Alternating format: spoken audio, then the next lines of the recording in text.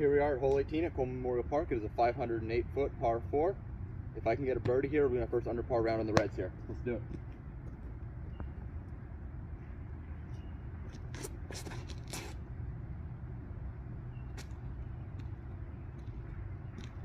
All right, it's out in the open. It's still in play. Here we are. We've got about 170 feet into the basket.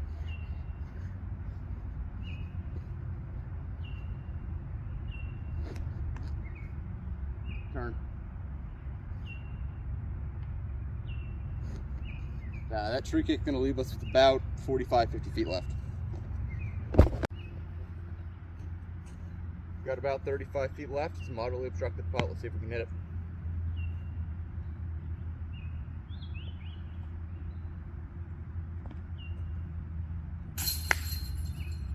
Let's go. There it is. First ever under par round here for me.